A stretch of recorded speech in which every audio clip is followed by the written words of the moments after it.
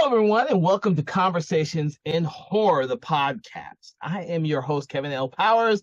I am also the festival director and program director of Something Wicked Film Festival and Events, and welcome to our glorious show this week. Now, the film we are doing today is one I hadn't seen ever until recently, and then, of course, my special guest has seen it before, probably when it was originally released, and he's read the book and all this other type of stuff, so he can tell us a lot about this movie. But for me, I'd never seen the film. I just barely heard of the film. And I'm hoping that tonight's conversation will enlighten you on this film because it's a very infamous film and a film that a lot of people are just not aware of. So tonight's film that we're going to discuss is The Keep from director Michael Mann.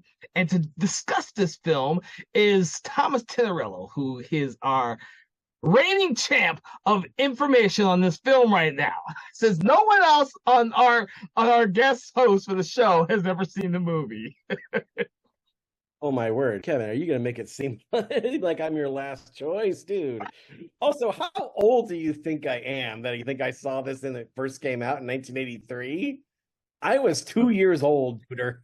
Yeah, no, I was older than you, so You could have seen this back then. I could have seen this actual movie, but I had never heard of this film until probably about 5 or 6 years ago. So even though I'm a somewhat fan of director Michael Mann, this was a film that just kind of, it's called The Keep. It's a movie that unfortunately is not one that sticks to the brain pan. So I've always forgotten this movie even existed. Yeah. So you're saying a somewhat you're a casual Mannite. Yeah, I've seen most of Michael Mann's films, but my problem with Michael Mann has always been that his films are actually not that good. Yeah, you know what? I'm so glad you said that because I was thinking that same thing when I was like like going over his filmography as I was looking at this, comparing this film. Because for those of you out there who don't know, Michael Mann is pretty much famous for doing the first Hannibal Lecter movie, Manhunter. He also created and directed most of the episodes for Miami Vice. That's seminal. Pretty much what he's known for in Heat, which is another movie he has I don't like.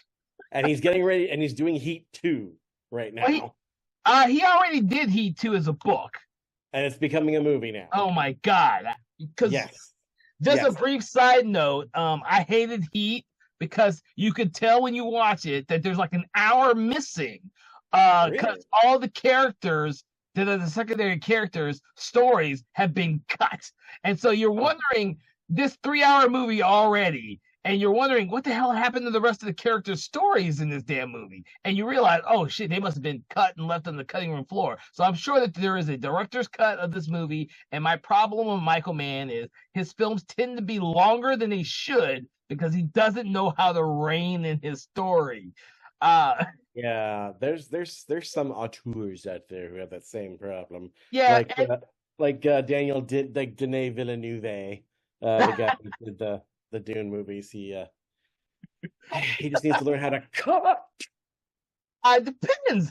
And this will be something different for everyone because my wife hated Blade Runner 2049, but I absolutely loved it because there are films that I think that when you are a slow burn and you're building a world, making it a slow burn is perfectly fine. Yeah. But when you have a film where it feels like stories of certain characters have been cut to save on time, that's where I feel that Michael Mann's films suffer. Now, he did some great, don't get me wrong, he's done some great films. The Insider, Last of the Mohican, Collateral are some great movies. He is not one of them. He has some good scenes, but because of the type of movie it is, it tends to get like higher ratings than some of his other movies. And his Miami Vice film was horrible. The show brilliant, movie horrible. Yeah, it's weird how like some directors just become critical darlings over time, and then they make a couple Academy Award nominations, and suddenly the Academy is like, everything you do, you can't go wrong. I think right around when The Insider came out, that's what happened to Michael Mann. And then when he did Black Hat, they decided, okay, we're not interested in you anymore. You're doing Chris Hemsworth movies now, so Just saw that. I saw that like 2 months ago for the first time. I said, Oh, "Oh, this is a Michael Mann film I hadn't seen. I forgot about this movie." did you like it? It was it was okay. There was nothing special about the movie. I watched it. It's one and done. It's like you know, Yeah. it's like his new movie. What the movie that he just put out? I didn't watch that either. Ferrari. Yeah, it's like it. Yeah.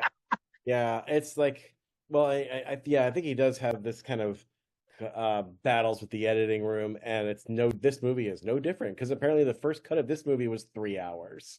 That is why I was talking so much about his other films, because I feel that that is exactly what this film is when I watched it. I'm gonna let you tell your story first, but I did want to say that when I watched the film for the first time, which was like less than a week ago, I guess, I felt like it was cut, and the editing was weird, and I'm sorry we discussed this before I saw the movie about the music by Tangerine Dream, because I love Tangerine Dream, but I thought it was horrible in this movie. I felt like the music was for a different movie. And so it was so freaking weird watching this movie. Now, are But you sure? Are you sure the version you saw had the Tangerine Dream soundtrack? Because yes, it definitely sounded like Tangerine Dream's music.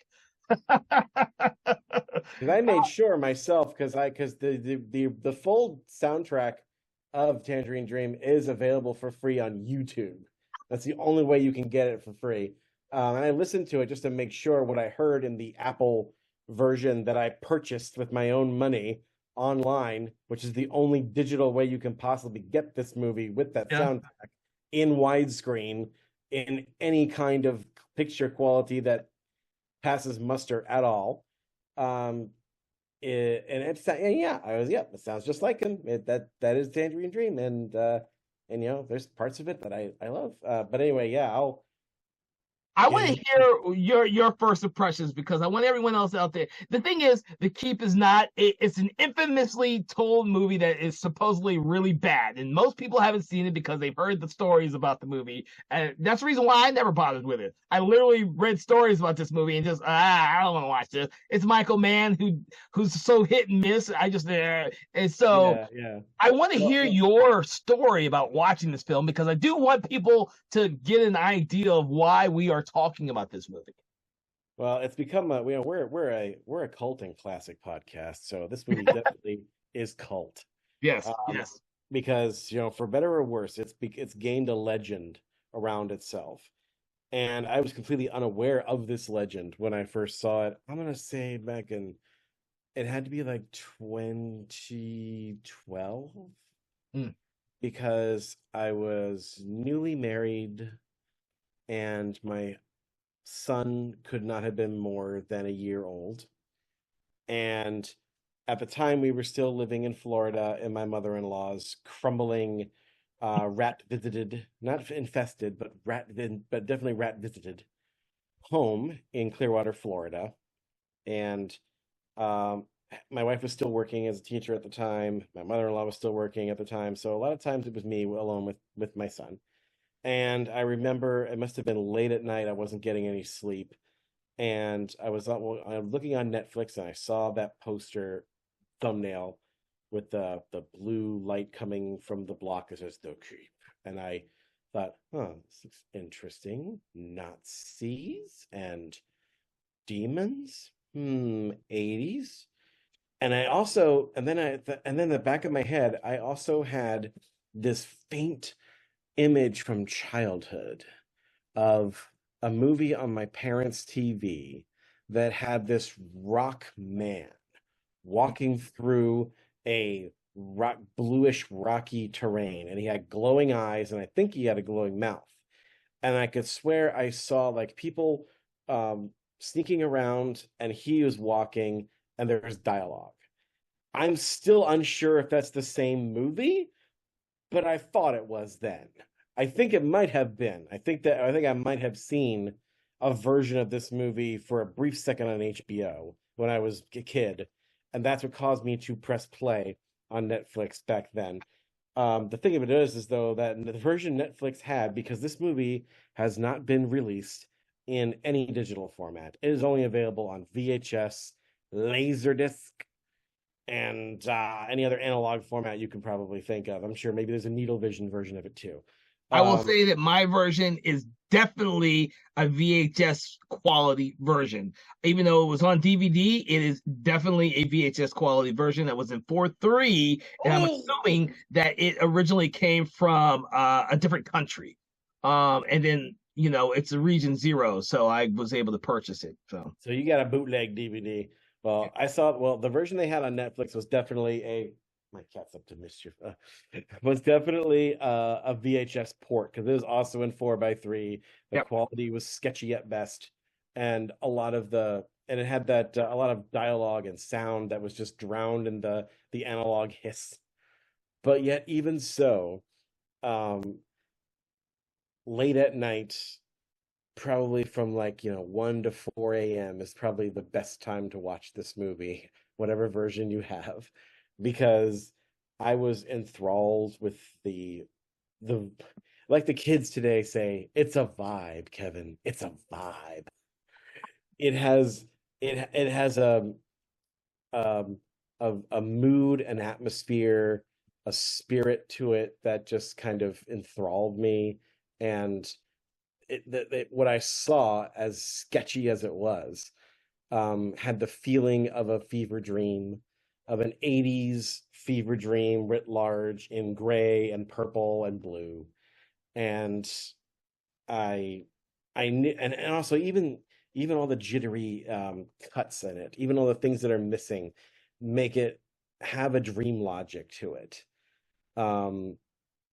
That's just extreme. And also, I mean, growing up with a dad who was obsessed with World War II, I like movies that feature Nazis getting killed. So he got that going for it. I like stories about angels and demons. It's got that in it. I like stories with laser beams. It's got plenty of that. So the cut, like what Michael Mann does in this is, and this is getting a little ahead of myself here, but he takes, for better or worse, I think he's probably not the sort of person who should do a story like this, because he is a realist. Like this was not his first movie. His first movie was Thief with James Caan, and that is like the kind of the pinnacle. If you read it, it's about as not cliche, but as tropey a heist movie, a one last job kind of heist movie you're ever gonna get.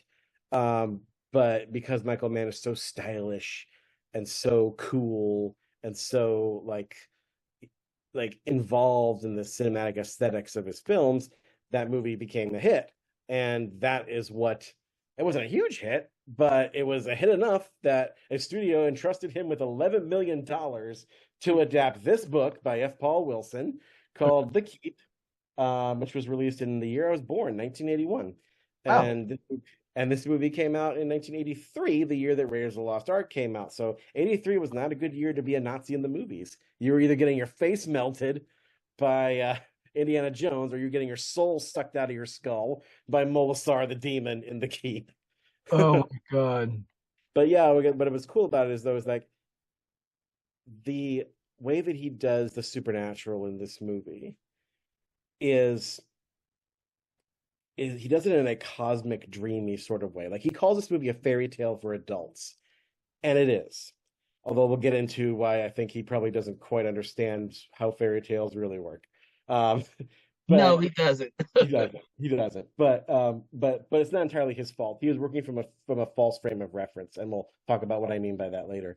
But yeah, he films it in a subconscious, dreamlike state, and everything supernatural is dealt with in a very kind of cosmic, I would say even cosmic horror type way, where, for better or worse, maybe a little bit more worse, a lot of the way that our visual language of the supernatural, the weird, and the transcendent, I think, is based in cosmic and even extraterrestrial imagery.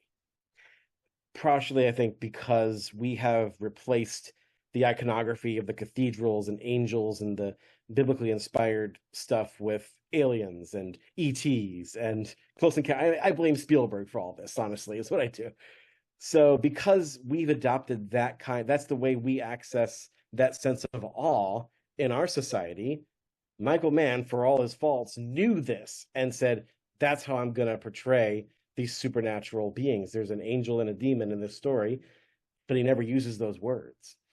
And in the book, he literally has a flaming sword. In the movie, Michael Mann has turned it into basically a Stargate staff. I mean, that's what it is. It's a Stargate staff. And it shoots a big laser beam. But because it's the 80s, the early 80s, it all stylistically speaking, I say it all flows interestingly and nails that sort of cosmic supernatural ethereality. Kind of in a similar way, I think that another movie that we should probably do on this podcast at some point, that's also bad but also good, which is the Wraith with Charlie Sheen. Oh, this movie's awesome. Yeah. Okay, so good. Yeah, that's another movie where he did a ghost story, but the trappings, that's the word I was looking for. The trappings and the symbology of it is all sci-fi. You know, he's a ghost, but he might as well be some weird alien or some person from the future. You know, so I think Michael Mann's trying to do a similar thing with this, and that's part of I think why I found it interesting. So you brought up something that I picked up on when I was watching this, and this is from a perspective of having just watched it like a week or two ago. And that being said, I don't think that Michael Mann was at that time a good enough director to pull off what I'm about to say. So while I was watching this film, all the slow motion fucking film, the cinematography in here, and the way that the Tangerine Dream music is integrated in the film, and the way his visuals work when you're seeing, what's the demon's name again? That's also a trick question, but we'll just go with Molasar because that's what they call him. Sorry, I'm calling him M, with the demon M in his little world. It all reminded me of a Lucio Fulci movie, The Beyond. Like, literally, it all looked like that. It looked like he was so enamored with Lucio Fulci's movie that he decided to use some of those aesthetics for his movie. I don't know if this is true or not, because The Beyond came out a couple years before he did his movie. But, like, literally the visual template is there. And when you say, a fairy tale for adults, I see The Beyond as that. But I don't see that in Michael Mann's film. I see him trying to create something like that because there is a lot of slow motion cinematography in this movie. And it for Fulci's film, it's not only for effect, but it also drives the weird ass story that he's presenting. And for me, I think adding the Nazi characters in here doesn't make it a fairy tale type of story. It makes it too realistic of a story. Like you say, Indiana Jones had Nazis. Everybody wants Nazis to be bad guys. I think if they had gone with someone other than Nazis, it probably could have been maybe a dull fairy tale. I don't think Michael Mann was accomplished enough a director to be able to pull some shit off like that.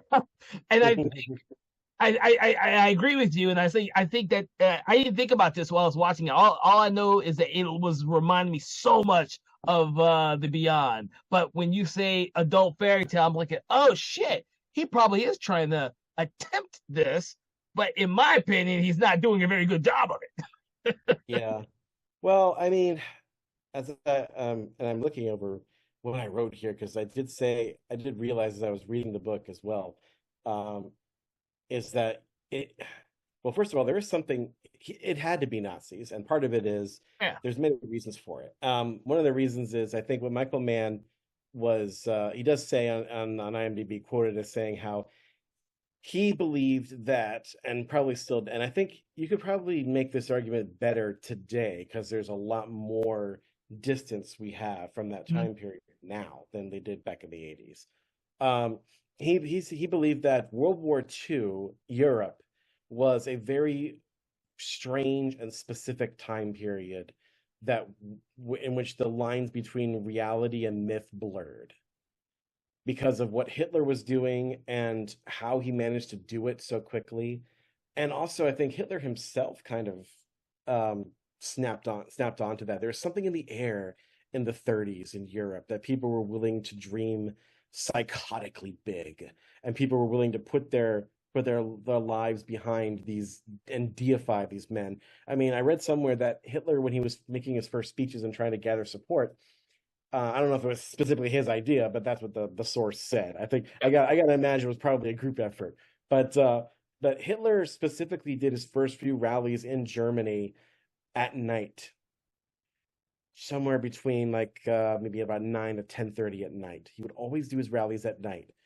And also, he would always make sure that they were lit by torches. He would never go somewhere where their street lamps are on. He'd have his rallies in a park or in like a Oh. dingy neighborhood, because he said that people dream at night, and he wanted there to be low light around him so people wouldn't see him very well, but they wanted them to hear his voice. Mhm. And he wanted to get at people in their subconscious. And so I think that's part of how he built his reputation as being this great speaker, when really he wasn't really that great. But he started off getting at people on the subconscious level. And that's something, and I think that's something that fairy tales at their best are supposed to do. They're a way for us to work out something in our subconscious that we don't have logical words for yet. I'm not entirely certain what F. Paul Wilson or Michael Mann were trying to work out with this one, but I know it has something to do with the nature of evil. Specifically, I think about, and maybe this is what I was trying to get at earlier. Specifically, I think, well, obviously Wilson does this a whole lot more, is able to do it a whole lot more because he has a novel's length to do it. Um, to talk about not just evil, but about what they call in theological circles primary evil and secondary evil. Okay. Uh, there is a movie that talks about this in a kind of kind of poppy sort of way, and that's uh, Scott Derrickson's "Deliver Us from Evil," which was his follow-up to Exorcism of Emily Rose. They talk about primary and secondary evil in there, but basically, to sum that up, is the idea of you have the Nazis representing the secondary evil of this world, specifically the evil of human beings, the kind of evil that only humans can think of man's inhumanity to man, the gamification and also bureaucraticification is a word I'm inventing right now, of human slaughter on an epic scale. You know, it's like Socrates said, like only kings and diplomats can sin the greatest because they get other people to sin with them. Mhm. And so when the Nazis were doing the Holocaust and were taking over Europe and slaughtering these millions of people, they were turning up the dial on secondary evil bigger than it had ever been done in this century, maybe in the past 3 centuries, with their empire. And then you have, on the other hand, primary evil, which is the unknowable darkness within the keep. That's the supernatural. That's the devil or devils or whatever you consider evil. So, and in the middle of it, you have the human characters. You know, Dr. Kuza, played by Ian McKellen in this movie, and this was his first American movie. Sad that it's a good thing that he kept coming after, kept doing them, because he didn't have fun in this movie at all. You can see in his performance too. He did not want to be there at all. Uh, Wait, yeah, go ahead. Go ahead. but like his character is caught in the middle, and his daughter is caught in the middle between these two forces. Mm. And Ian McKellen, and I do think that this is one problem the movie has that the book does not have.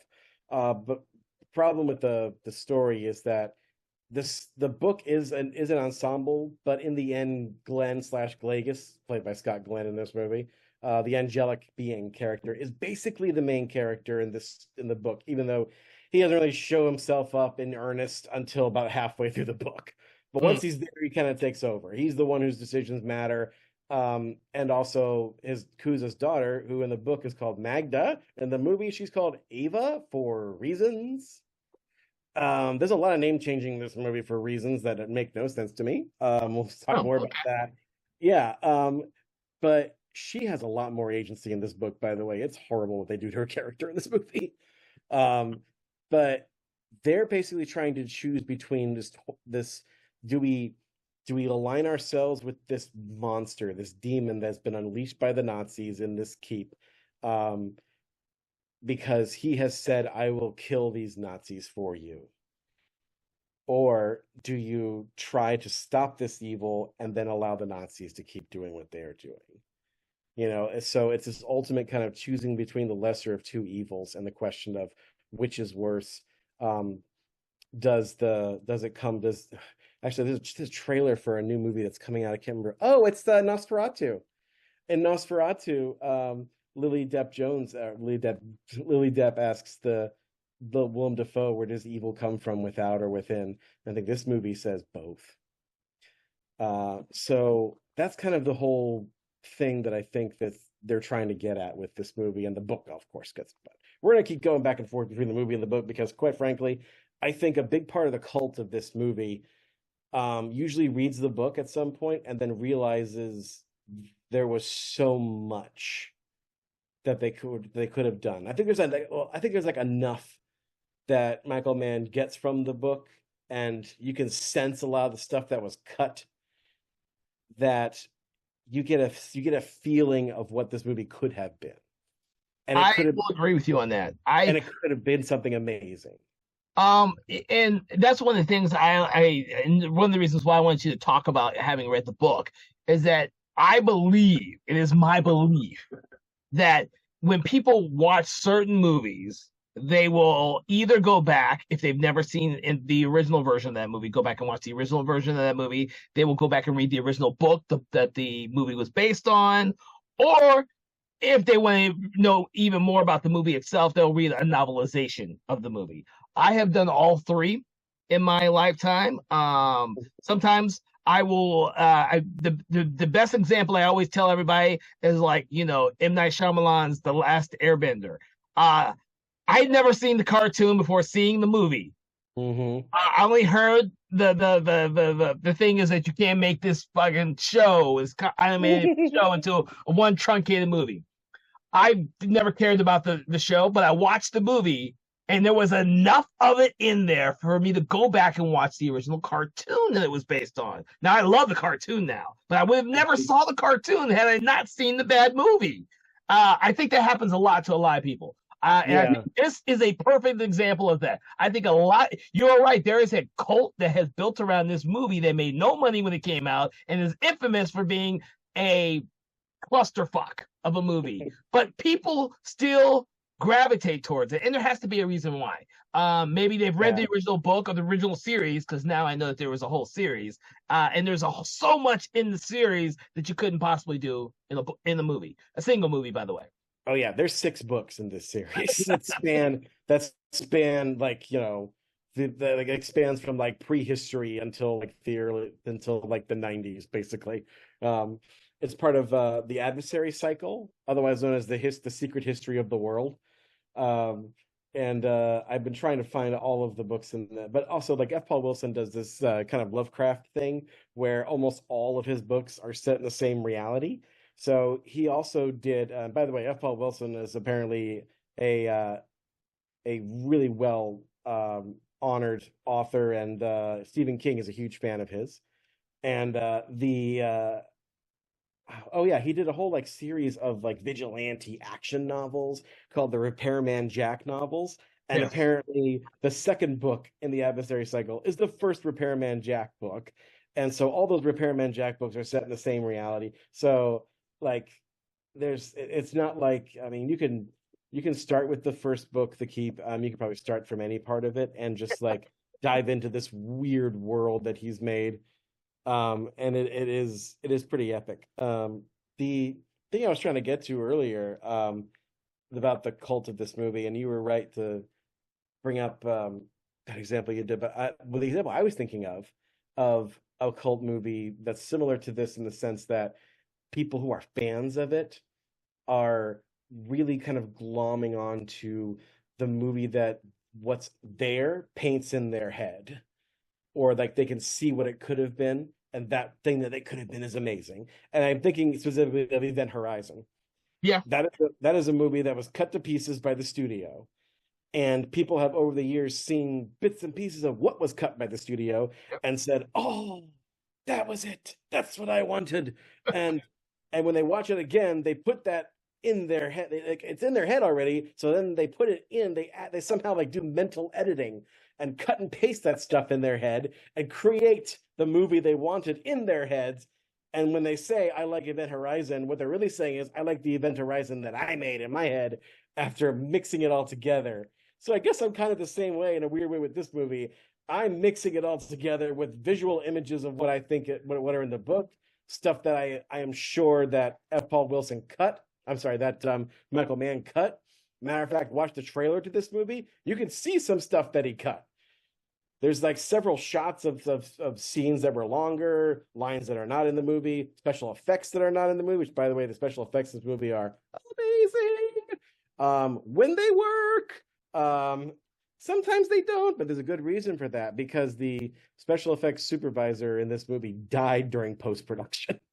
Oh, shit. Yeah, they dedicated the movie to him. I can't remember his name, but he was like a really big special effects guy, and because he's dead, we don't know exactly how he did some of these amazing smoke effects in this movie, because there are several. So we probably back up a little bit and say that like the basic plot of this movie has to do with a castle keep in the Dinu Pass in the very misty mountains of Romania, 1945-ish. Or 41. I'm not sure. Hitler was still alive. I think he shot himself in 40. I'm not sure. But anyway, the Fuhrer is still alive, I'm pretty sure. But the war is not going quite that way. Well, actually, no. Jürgen Prochnow is the first character we see. He's playing the Nazi commander Vorman, but he's not a Nazi, even though, well, he's German army. Let's put it that way. He's not a Nazi. He's a German army officer. The real Nazis show up later.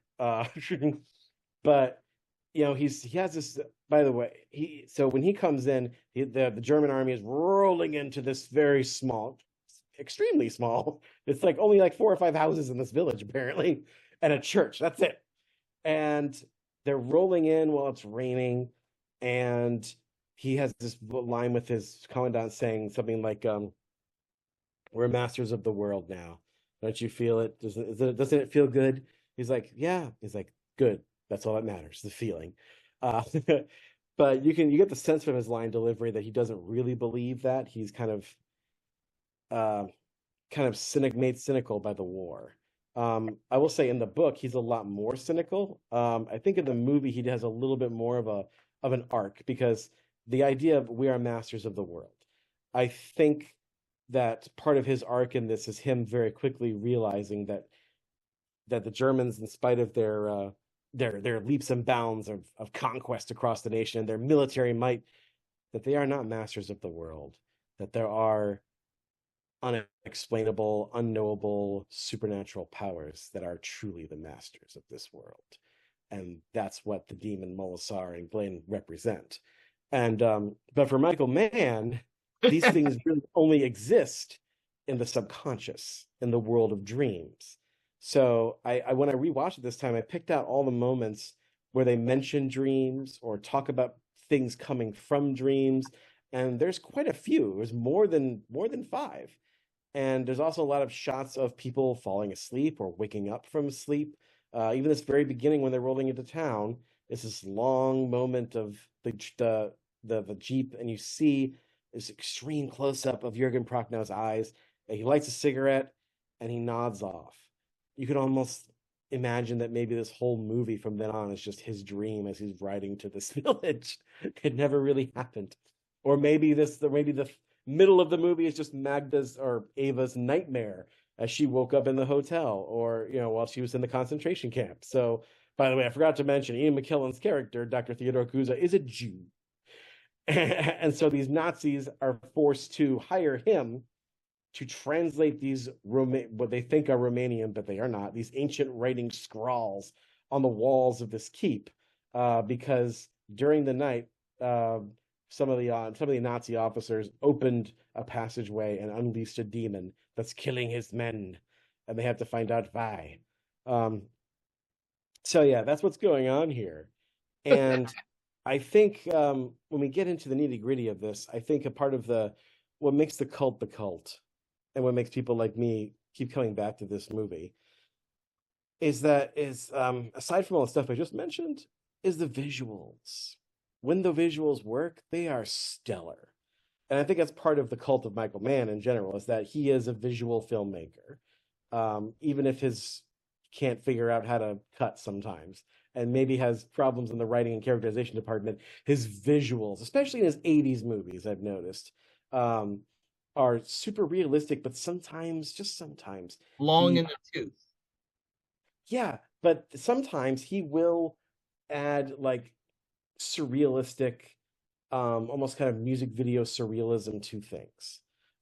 He did it in Manhunter, because a lot of the dream sequences in Manhunter are the same kind of thing, especially the sequence in Manhunter where William Peterson is like he's trying to he's trying to get inside the mind of the serial killer, and he's like seeing the victim's eyes, seeing the victim through the killer's eyes, and the way the killer sees the victim is she's this beautiful woman in a white outfit with white glowing eyes and a white glowing mouth. Kind of like the monster in this movie, actually, except he has a red glowing eyes and red glowing mouth. So, which is an amazing effect, by the way, in both movies, because, well, especially in Manhunter, because, like, I'm like, how did you do that? You didn't have green screen back then. Why did you do that? It's amazing. But yeah, I love. There's like points to it. Well, as we talk about it, I will like point out signposts for this movie of visuals that just stand out as amazing, even if you watch, although they're not quite as amazing unless you watch it in widescreen. I'm going to have to defer to that. If I ever watch this movie again, I will have to watch it as it was originally intended, because watching it as the 4:3 VHS quality version, visuals didn't do much for me, dude. Yeah, Didn't you really, gotta see it big. M looks really weird when he's talking. He looks like a puppet. Uh, what I did like is some of the cinematography, especially when they were showing his world, like inside his to keep his world. Now, that's some really striking cinematography. Some of the visuals there. This is what got me thinking about the very end of the Beyond. I was like, dude, this actually looks really fucking cool. But I think the aesthetic he used with the slow motion was like wasted, because he just seemed to use it all the time. Like there Yeah. are certain spots where it was brilliantly used, and other spots where I'm like, well, this is just fucking weird. And then that's what got me noticing the way the music was edited to these scenes. It's like, well, that's just fucking weird. And it made me think that there was stuff that was cut out. Like he was trying to like fill in stuff, because you couldn't go back and change the music after they started cutting it or some shit. I don't know. It was very odd to me. It's very odd. He couldn't. There's a reason it's odd, because they took the movie away from him. Yeah. So he didn't have any. I mean, like to this day, Michael Mann has disowned this movie. He will have nothing to do with it. And that's part of the reason why there's no DVD of this movie that's legit. They can't get him or anybody at the studio to sign off on it. They will not touch this thing. But I feel like the first, okay, so as I was rewatching it with the right soundtrack in widescreen on that version I purchased off iTunes, which screw you iTunes, because I know you started to take people's stuff away. Do not take the keep away, please, because it's the only way I can get it. But if you do, shame on you. You need to. I don't endorse this, but you need to rip it from somebody, or get like a European version that's 4:3. I guarantee you that's what mine is. Yeah. I almost considered, I mean, sidebar, I almost considered when I learned about this movie after I'd seen it on Netflix, which by the way, guys, don't even try Googling to go on Netflix to try it, because they did pull that version eventually. It's not there anymore. But I feel like I almost went out and tried to find a Laserdisc player. There was like a Laserdisc group on Facebook that I was part of years ago that was obsessed with this movie, and I thought, you know what, I need to get a Laserdisc player, just figure out how it works, and just get that movie. Yeah. Yeah, I guarantee you it looks fucking crystal clear, crisp, widescreen version on the fucking Laserdisc. I bet you. Yeah. I'm almost certain that is what they ported onto iTunes. But because like what's amazing is like I think the first 20 minutes of this movie are amazing. The first 20 minutes are brilliant. I think you're right. I think up to the part where the Nazi soldiers first get killed and they release the M. I think you're right. I think it Well, does. yeah. As soon as Scott freaking Glenn shows up, this movie takes a swan dive, is what it is. Okay, Scott, so you mentioned one of the worst things I think about this film. Okay, everyone out there listening, you just take this with a grain of salt. You have to watch the movie yourself. I think the only actor who could act in this entire fucking movie was Jurgen Prochnow. I think he did a fucking brilliant job in what he was given, and he just pulled it out of his ass. I think everyone else in this movie is horrible. Scott Glenn, and don't get me wrong, I like Scott Glenn in certain movies. He is so wooden in this film, in yeah, this he series. sleepwalks all through it. Yeah.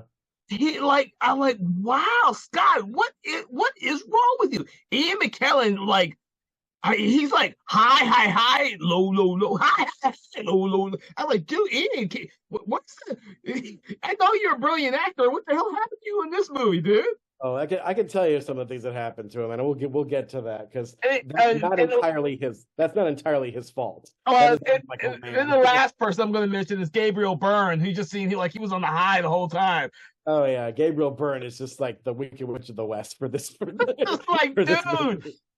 These are all actors I really do like in other movies, but when I saw this one only a week or two ago, part of the reason why I disliked the movie is because I didn't watch it when it came out. I'm watching it now, and I know what these actors can do and what they did not do in this movie. Oh yeah, but I feel like the first 20 minutes are what works because they have this. It has this beautiful and kind of hypnotic dread to it. I mean, and I was listening to the music again, that drumming techno sound that Tangerine Dream does, and also the thunderstorm. Golly, I'm a sucker for a thunderstorm in a horror movie. That's just me. Although as I was listening to it, I was like, wow, there's a lot of thunder in this movie. And then I realized, oh, it's thunder that's musical. There's a musicality to it. No real thunderstorm would have this many thunders, one right after the other. This is sound effect as music. Yeah. And I'm here for it. Okay. Once I figured out what he was doing, I was like, all right. And now imagine like watching this stuff and watching the mountains come in and the reflection of the mountains on the water and the Nazi tanks coming across like on the edge of a knife, and that, and those, like I said, those close-ups of Jurgen Prognow's eyes and his cigarette and him slowly like drifting off to dreamland. There is this like, and the looming clouds. There's a lot of cloud work in this movie that I think kind of foreshadows the element that is Molasar, the demon, which is like he's like an air elemental in a way. He's almost, from the beginning, he's almost entirely made out of smoke, and then later on, it's all fog. There's a rack ton of fog machine stuff in this movie. So I think the dreams, I think the clouds represent that, and also like the subconscious. This idea, the amorphousness of clouds represent the intangibility nature of the supernatural realm and our subconscious. So all that stuff is in the foreground and in the background. And I feel like if you were to see that on a big screen, you'd just be sucked into it. And I always liked, and it's the same in the book, the setup is just brilliant. The Nazis come in, they have their spiel, aren't we masters of the universe? Or aren't we masters of the world? That's a different movie. Aren't we masters of the world? And these poor, and all these villagers just kind of looking at them like a savage animal has just come into their village, like a bear just came in. What is that? And then they come out and they decide, basically the reason why they're even there, which the book says, is that basically they think that this little village with this keep is going to be a strategic point in the war. Yeah. It's like a minor strategic point, but they've assigned it to Vorman and his men, and he thinks this is going to be a cakewalk. I just have to babysit this castle for a few weeks. But he gets in there, and he meets the caretaker of this place and his sons. And he's asking him the basic questions, like, who built this? He's like, we don't know. It's always been here. He's like, oh, well, then how do you know what to do? We do what needs to be done. Who gives you your orders? No one. My father was the caretaker, and his father before him, and we've all Exactly. My son will be caretaker after I'm gone. After me. Yeah, exactly. I really liked it. See, I liked all that. I love that. I love the opening and how it started. I really did. Yeah, and then he asks him, like, he's like, all right, turn up these lights and we'll camp here for night. He's like, you can't sleep in here. Like, why? Why not? Does somebody die in here? All these old castles have some ghosts. It's like, no ghosts here. I know. Nobody ever died in here. It's like, what do you mean? Just like, you can't sleep here. Why not? Everybody who does runs out. Like, why? Terrible nightmares? No. Dreams. That's the first real reference to dreams in this movie, is that dreams keep people out. And in the movie, unfortunately, that's all they say. But in the book, here's what kind of dreams drive people out of the keep. Real quick, this is from F. Paul Wilson's book. Okay. He tells him, dreams, sir, bad dreams, and always the same. From what I can gather, something about being trapped in a tiny room with no door, no windows, and no lights, utter darkness, and cold, very cold, and something in the dark with you, colder than the dark, and hungry. If they had kept that full thing in the movie, I would have been like, I am here for it. I'm freaked out. Let's go. And that's how this movie is set up. I'm like, oh, this is the perfect setup for a haunted house thing. This is going to be awesome. And then it goes on where there's all these. So he notices there's something odd about the keep, the way it's designed right out the get-go. And by the way, there's this amazing shot when Prochnow Vorman first walks into the keep. There's no door really. It's just a causeway that goes into it. And he's like, there's an overhead shot of him walking in, but there's all these little like sticks, these like huge like sticks that are kind of like support little things in the outside wall. And Michael Mann basically has those sticks in the foreground with Worman coming out of this shaft of light from the outside, walking up, which is a beautiful shot, but also I think it foreshadows what is in the keep. Because later on, there's all these like crosses on the walls, but they're not typical Christian crosses or even Orthodox Catholic crosses, which is what the priest in this movie is. He's an Orthodox priest, but they look more like T's. Yep. With a kind of rounded top, which at first you don't quite figure it out, but in the book it makes a lot more sense. Those are supposed to represent the hilts of the angel Glaken's sword. Oh. And it's supposed to be like representation of in the book they call the talisman. So yeah, that's what it's supposed to be. But instead you don't have that context at the moment. They look just like weird silver crosses. Yeah. From ancient bygone era. And they are, but that's the function. But he's telling them don't touch them because the Nazis are greedy bastards, and they think, oh, let's get some nickel. It's like, no, just leave them alone. And then, of course, the guy's like, don't touch them. But one of the guards is patrolling late at night, and he sees one that starts to glow. And he's like, that's silver. Are you ready to be rich, Fritz? And he gets his friend to come in and start try to get that cross out of the door. They do, and it slides back into a passageway. And they see another cross, and they go in to get that. And then the cross, and then they start chipping away at it, and then it just falls into a and chest. then he falls, but he's attached by his friend with a rope. And my gosh, Kevin, that shot where you see him kind of half hanging into this black darkness abyss. Yeah. Is one of the most amazing. I'm not being ironic about this at all. This is one of the most amazing shots I have seen in the history of cinema, because he's got a flashlight. It's his only light. And then the camera, as big, you can't see this at home, folks, but I'm going to torture Kevin for a second. It's like my hand, and then yeah. That's why I said the very first 20 minutes, up until the first Nazis die, is actually a brilliant movie. I love the opening for this. They go backwards so freaking far that it's like his flashlight becomes like a tiny star in an abyss of nothingness. And I don't even know how they did that, but it goes to this beautiful miniature that has this like row of Stonehenge stones that looks kind of like the shot of Prochnow from overhead with the sticks in the ground.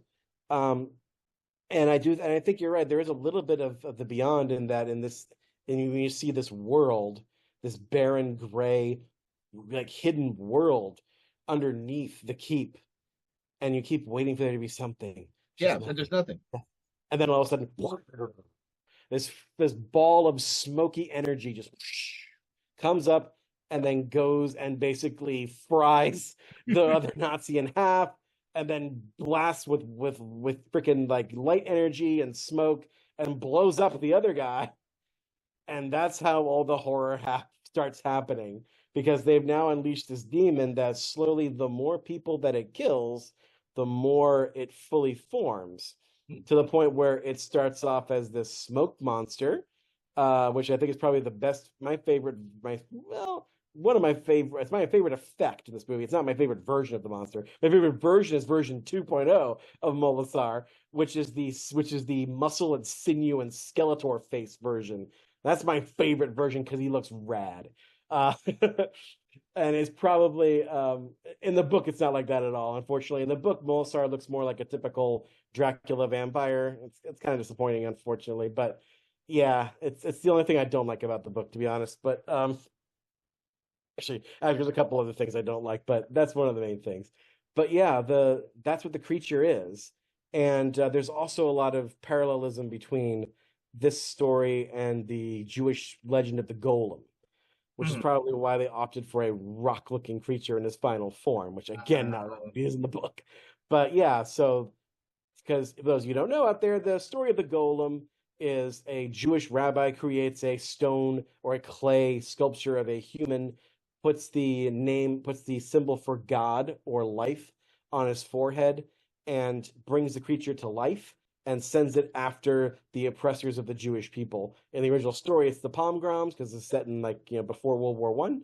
And some versions I've read in comic book form, they send the Golem after Nazis.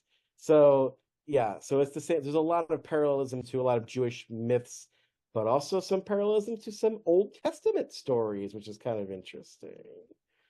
So yeah, like I said, and I think we agree on this, it's the first 20 minutes of this movie rocked. Yeah, I'll agree with you. It had me interested. And somewhere when they start introducing the other characters who can't act is when I start falling out of favor with the movie. I don't know why Scott Glenn was cast in this. I mean, he gets top billing, but he's barely in the movie. Barely in the movie at all. Now, I can, as I was thinking about it, I can almost see why. Because there is a read of Glacus or Glenn. I'm going to call him Glenn from now on because I cannot for life of me pronounce his true angelic name in the book. So I'm just going to call him Glenn, which is coincidence that his human name is Glenn and just happens to be played by an actor whose name is Scott Glenn.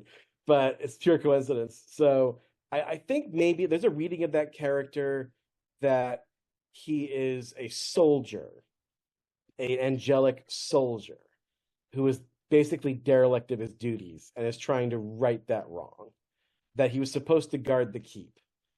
And for whatever reason, they say in the book why, but for whatever reason, but Michael Mann leaves it mysterious. He's in Greece for some freaking reason. He's halfway across the world when this happens. But, in the book they say it. I'm not sure if they say it out loud in the movie. They probably did in the 3-hour cut. But he built the keep. He built it 500 years ago to keep Molasar inside there. Because in the book they explained that Molasar and Glenn, because I can't freaking figure it out his name, but they are basically like two halves of a yin and yang, of a light and dark. They're the last remnants of these semi-divine beings that are basically like cosmic entities. They're not really gods, but they're kind of like it. It's weird, but yeah, but like basically if he's supposed to destroy Molasar and keep him from destroying humanity, or in the very least plunging humanity into a second darkness the world never recovered from. But if he does that, he'll die too. And he knows this. his responsibility is to eliminate him from this world and finally end this eons long conflict that started in the first age of man and destroyed the first civilization. You know, the one that has like the basis for the legends of Atlantis and, you know, Muir and Lemuria and all that stuff.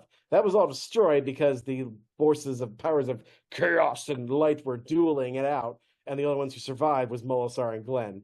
But he knows that if he kills him, he'll die too.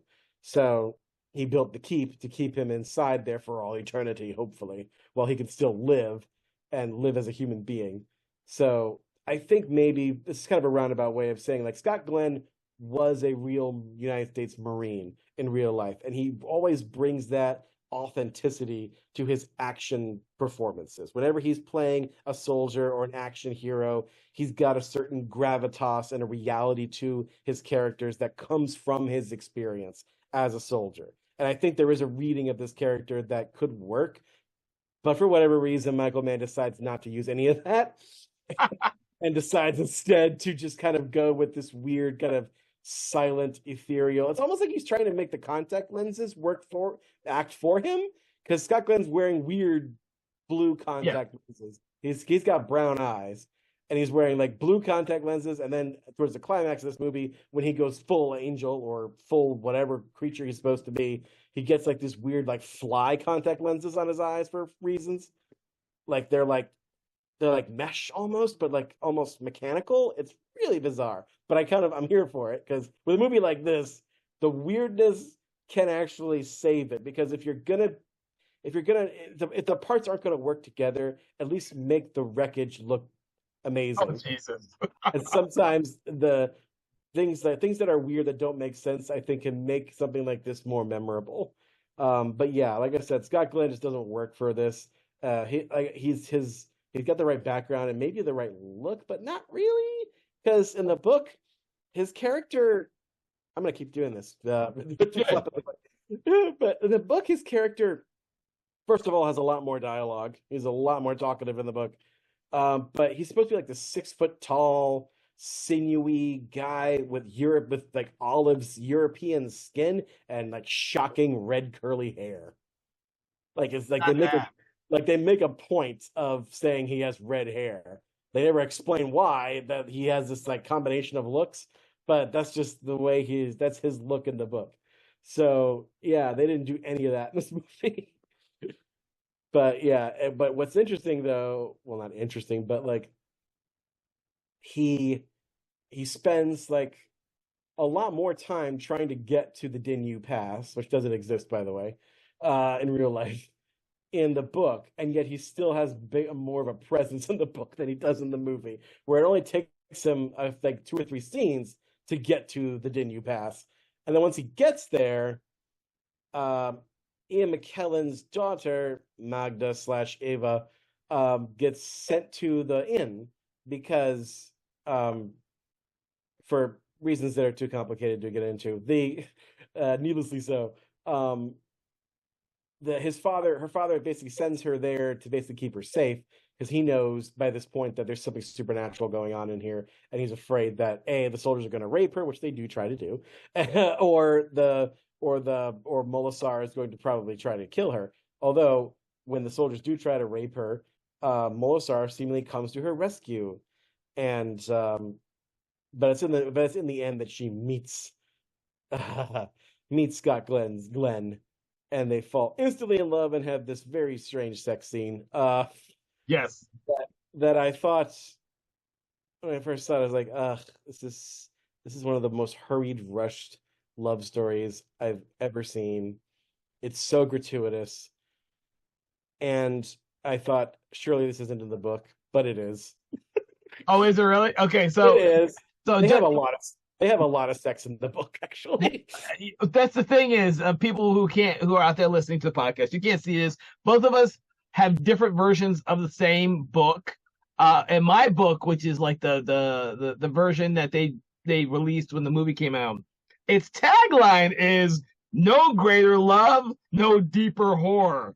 So I'm thinking when I bought this, I'm like, I don't really think there's a great love story in the movie whatsoever. No, there isn't. There isn't. I mean, to be fair, the transition to that from zero to sex is a lot smoother in the book than it is in the movie. There's a lot more build up to it than there is in the movie, which isn't saying much, but I'm telling you, their relationship makes a whole lot more sense in the book than it does in the movie. I'm sure that's part of what was cut too. And Oh Studio yeah. probably thought there's too many sex scenes in this book, in this movie. We need to cut some of these. Just cut it down to one. But that's not the stuff they should. It's not the stuff they should have cut. I mean, there's so much more character stuff that they could have included in the book than is in the movie. I mean, another thing is cool about like her character. Like, there's a scene with her and the gypsies in the beginning of the book that they could have, that they could have and including this scene could have solved a big problem with this movie that's not really in the book, which is the main character problem. I don't feel like there's really a main character in this movie. No, I feel the same way. Yeah, the closest thing you have is maybe Ian McKellen's character. He's the only one who has a clear arc, Yeah. and he's the only one who, changes meaningfully. Yeah, but he doesn't show up for a little bit of time, Yeah. really. So it's a very odd one. You think Jurgen Proch now might be some type of anti-hero thing? I don't know, because he's a Nazi, and you don't want to put him as the main character because this isn't Schindler's List. So Yeah. But yeah, once you find out that he was like part of the anti-fascists because he mentions that when the scene with the priest, Mhm. that he fought against the Nazis basically, but when the Nazis took over Germany, he kind of fell in line. And make no mistake, ladies and gentlemen, he does pay for his associations because he does die in the movie and in the book. He dies differently in the movie than he does in the book, but yeah, he does get killed by a Nazi. I won't say who in the book because I don't want to spoil stuff in the book because the book is really good. But so yeah, it's like if they had made her more of a main character as she is in the book, because it would have been so much better. There is a scene in the beginning where she has this conversation with a gypsy woman, which, by the way, the gypsy woman's in the movie. She's in the concentration camp with them in the beginning, but there's this whole scene where Magda is showing us what her thing is. She's a scholar too, like her dad, but her thing is music. She collects music from gypsy tribes that aren't in written form and writes them down. She plays them on the violin. And while she's doing this with this gypsy woman, the gypsy woman gives her a tarot card reading. And the tarot card reading is weird because she deals the deck, and there's like an equal number of good cards as there are bad cards. And the good cards are on the right and the bad cards are on the left. She's like, oh, that's weird. So she has somebody else cut the deck for her, and it's the same thing, except the same cards, except though the good cards are on the reverse sides. The good's on the left and the bad's on the right. So she's like, well, what does this mean? He's like, well, to me, it looks like there's going to be a big choice between good and evil for you. And when I first read the book, I thought, well, that doesn't really play out what happens to her. But then I reread it and I was like, oh, actually, it kind of does. She kind of does have this big epic choice between choosing her father and choosing her angel lover, basically. But in the book, it's a much more dramatic build up to where Glenn is in the movie too. He gets shot repeatedly, and he has predator blood, which I thought was amazing. That Michael Mann did Predator Day Glow blood before John McTiernan did. He did it first, but he has predator blood. And he falls down into the passage when the Nazis catch him. He falls down to the moat of the keep, basically, and you think he's dead. He is not, obviously, because he's an immortal angel. But in the book, he's kind of semi-mortal, and he uses his flaming sword blade to heal himself, because that's what it does. It heals humans and destroys demons, basically. Or it's designed just to destroy Molasar, basically, because he's the only one left. But he has to unite it with the talisman, which is inside the keep where Molasar's Stonehenge monument thing was. It was buried in there with him.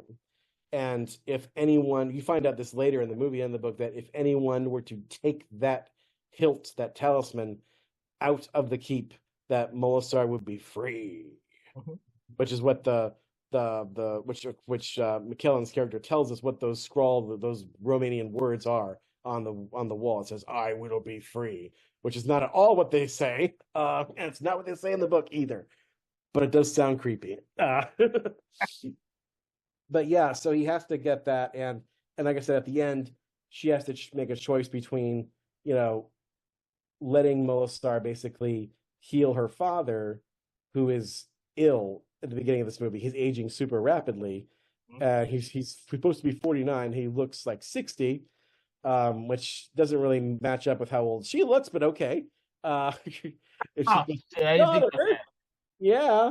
But anyway, so because I think she's supposed to be younger in the book. But anyway, the but yeah, they have this like Dark Night of the Soul where it looks like Glenn's not gonna.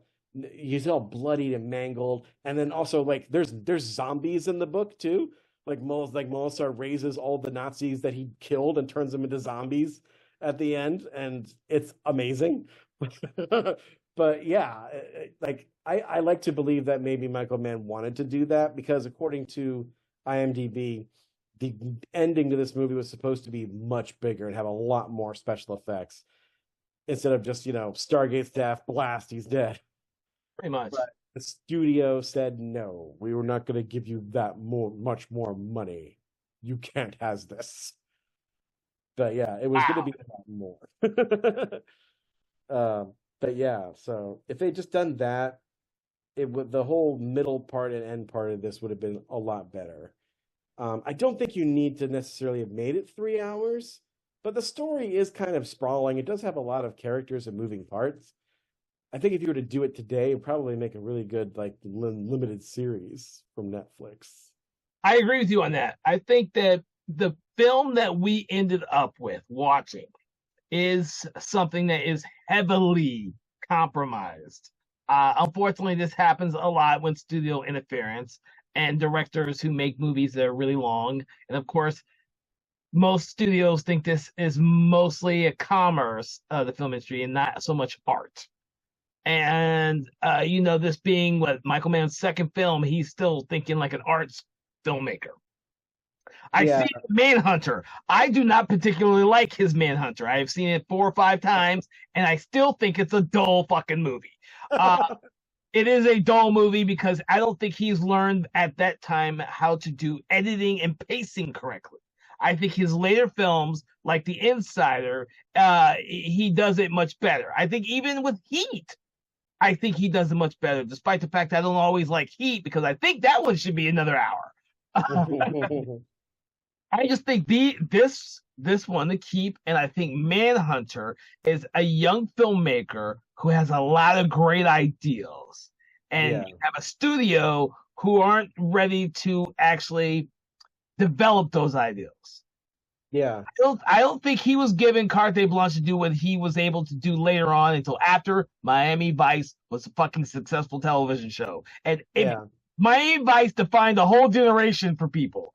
Like Miami Vice was the shit. I remember growing up on Miami Vice, and everybody wanted to be like the characters in Miami Vice. It's what made Don Johnson fucking famous, you know. yeah, for sure. And I think his films after Miami Vice are much better.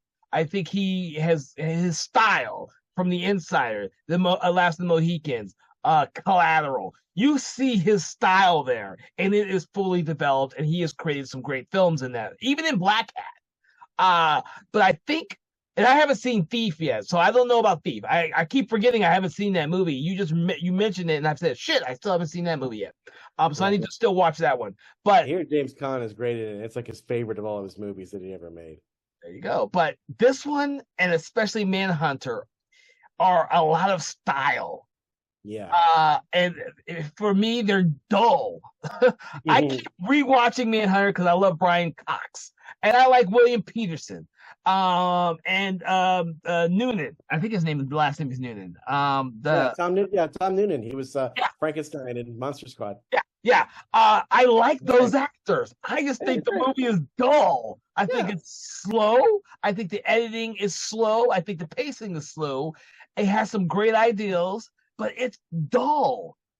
Yeah, I think it's the thing with and I hear this a lot with horror and this kind of this I like that we're getting into this because this also kind of brings up an issue that I see again and again amongst horror fans today is this idea of oh the slow burn movies suck. You know, every time you get like a Skinnamarink, it's a bad example maybe, but a Skinnamarink That's a or bad example because that's a horrible movie. I don't care I what know, anyone says. I watched it twice. It's a horrible movie.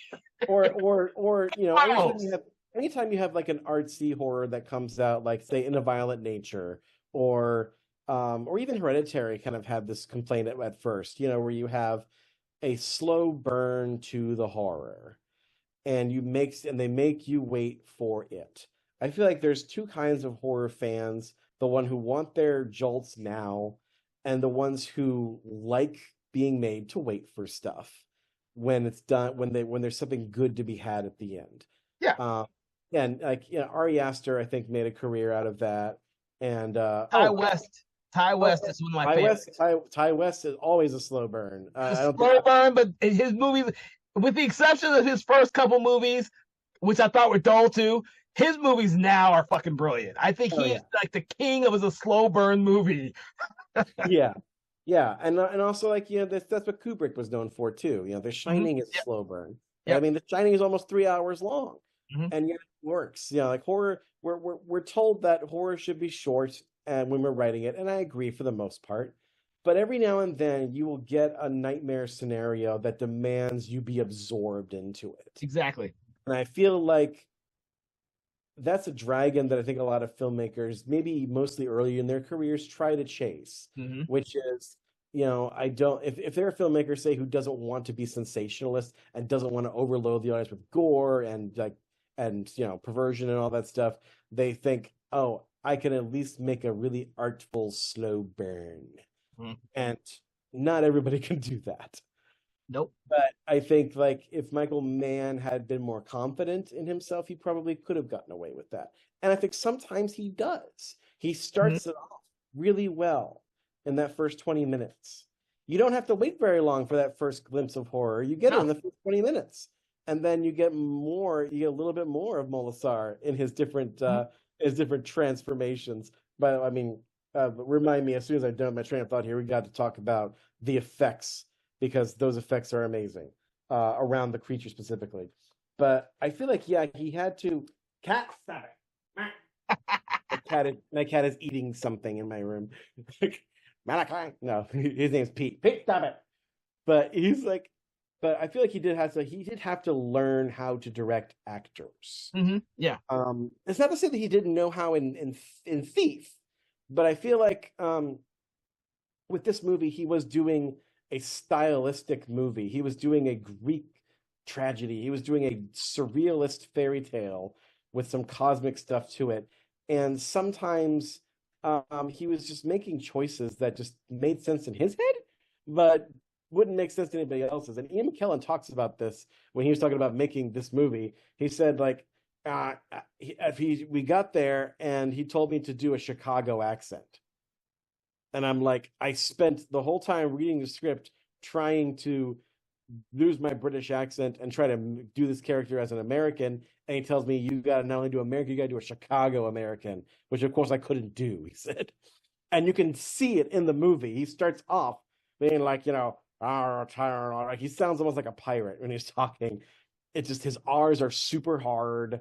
And especially in his early scenes with the priest, they sound like almost like Popeye the Sailor on crack or something. But over time, though, the old Ian McKellen, quote unquote, the Ian McKellen that we know kind of shows through at several points. He loses that accent about midway through the movie, it seems, and sounds a little bit more like this, especially at the climax when he's doing that Abraham and Isaac thing with his daughter, when his daughter is just like collapsed. And Melissa, she's got the talisman, and he's like, you know, kill her, give me the talisman, and he's like, you know, if it really did belong to you, you take it, and he gets intense with him, and he's like, you know, why should you? And that's where the Abraham and Isaac thing comes in with the Old Testament. He's like, why should you? Like, what was the line? He says, like, why should Why should you have to require my own child of me if you really are so powerful? Something like that. And the intensity of that emotion, the way he plays it, it gets to honestly, like I was having visions of "You shall not pass." It sounds very much like that, and it's great. So I would argue that Ian McKellen is not terrible in this movie. He was just given bad direction. He was given choices that didn't make sense for his character.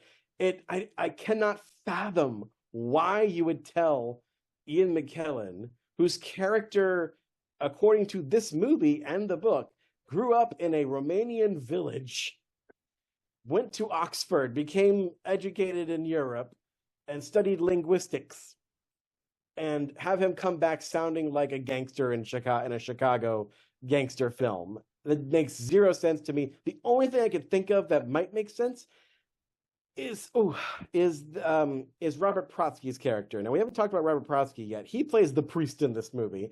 And if you don't know who Robert Protsky is, he's a guy who started acting in his 50s. He was always an old man, basically. He was a chubby old man with a frosty beard and a round face. In this movie, he doesn't look like that at all. In this movie, he has a long, scraggly hair and a orthodox-looking beard. But you may remember him most specifically from as the ticket taker in Last Action Hero. That is Robert Protsky. And I think Michael Mann kind of discovered him in Thief. And of course, they wanted to work with him again in this movie. Problem is that Robert Protsky, I guess, is from New York or Jersey or something. He cannot do an accent to save his life. So he's doing an American accent, even though he's a Orthodox priest in a village in the Danube Pass in Romania. So pretty much all the Romanians, quote unquote, have American-ish accents, except for McKellen's daughter, who is, for all her faults, she at least has the right accent. But I think what he was trying to do is, I think he was trying to match Protsky's energy somehow. I think that was the original idea, but yeah, it just was a bad thing.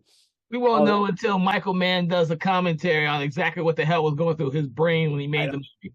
I don't think he even remembers at this point. I think he's trying to delete this movie from his memory. I'm sure there are plenty of director's notes on his script if he hasn't burned his script yet. He might have. But a cool thing about Ian McKellen in this movie was that when I first watched it, I recognized him instantly. Yeah. Because they put him in old man makeup. So when you see this movie of Ian McKellen in 1983, ladies and gentlemen, you will know exactly who Ian McKellen is, even though he is way younger. Yeah, he looks weird when he's young. When they make him younger later on, he looks so weird young. Yes, because he makes this Faustian pact with Molasar the demon when he shows up in Mist, which we'll talk about in a second.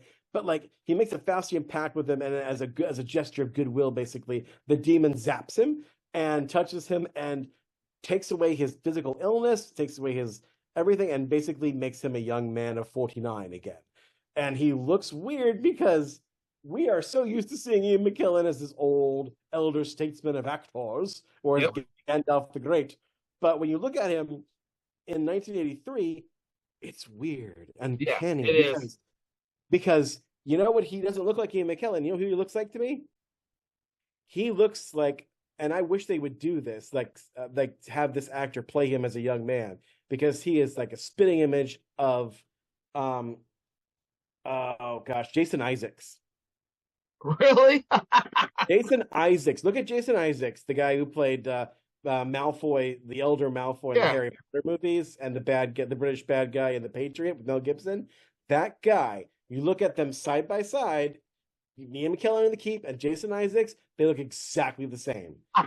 They look freaking exactly the same, I swear. They need to have Jason Isaacs play. Where was Jason Isaacs when they were doing X-Men First Class? He should have been Magneto. I would have believed 100% that man evolved into Ian McKellen. Yes, I would totally have bought that. But I guess he wasn't available or something. But they even have the same nose. Oh my god! Eyebrows and everything. It's so uncanny.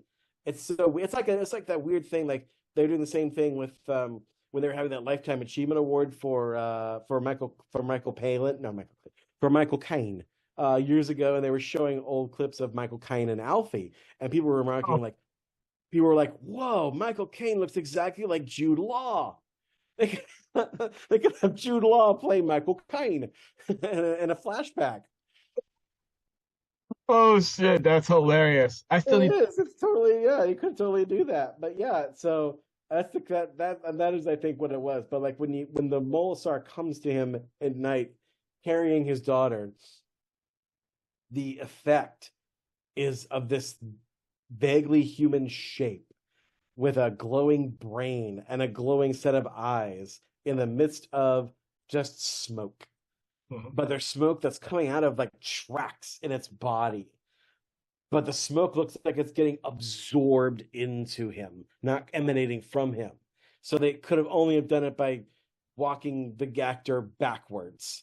Like there's a lot of great usage of reverse cinema, of reverse photography in this movie. And when I saw that, I was like, wow, that is an amazing effect. Because there's no CGI in this movie. And it's not stop motion, and there's very little compositing. And when they do use it, you can tell.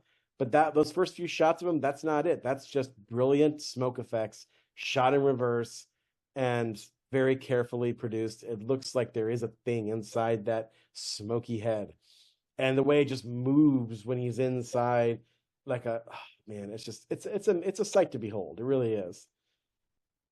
Well, like I said, I will hope that and I'm surprised. I am definitely surprised that someone, not Criterion Collection or Grindhouse releasing or any of them, I'm surprised one of them have not picked up this movie. Criterion Collection, I love what they do, but they've picked up a lot of weird movies that I would have never thought they'd pick up. And the key being, because they picked up The Thief. They have done a version of Thief. And I think they're the ones who also did Manhunter, if I'm not mistaken. But I think you're right. Yeah.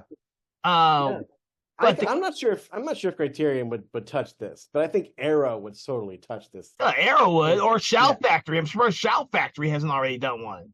Oh yeah, they would totally, like, if Michael Mann would just get off his high horse and just admit that there's some people who actually like this freaking movie, or in the very least, have to. I mean, they don't have to get a commentary by Michael Mann. They can get one from Ian McKellen. Oh, he wouldn't do it either. He'd be like, screw this movie and the man it wrote it on. They get one with Jurgen Prochnow and Gabriel Burns. It'll be or F Wilson. Scott Glenn comes back. He's like, I don't know what I was doing. I woke up out of bed and they put the context in me. I didn't see a damn thing, and sometimes commentary just of mumbling. Well, yeah, or even the visual effects that you get them to do a special commentary on it. I mean, there's tons of Shout Factory Blu-rays out there that simply they just were able to do great transfers of the movie, but they can't get any real commentaries from some of the people involved in it. I'm still shocked but there are still tons of movies out there that have not been released because of either rights issues. The studios can't find the materials to upgrade the film. It could be a multitude of anything out there at this point, because The Keep is a movie. It's an early Michael Mann film. You were all shocked that it still hasn't been picked up. We can understand some of the other crap out there because they're. It falls into this wonderful subcategory of horror movies called when great directors, quote unquote, do horror. Every great director at some point dips into genre, no matter who they are. Kubrick did The Shining. Ingmar Bergman did Hour of the Wolf, which I still want to see because I love Bergman and I love horror. Bergman doing a horror movie, I need to see that. Spielberg started off doing horror. He did like one or two or three of them. Yeah, Duel, and he did tons of them. Something Evil, which is a haunted house movie he did before that. Yeah, wouldn't it be lovely if that's like the last Spielberg movie he does? He does another haunted house movie, and it brings it like full circle. That'd be. He produced a ton of them. I know, right? Between Gremlins and Poltergeist, he loves horror. Yeah, he should do one more. Yeah, exactly. But like and this is Michael Mann's only horror movie.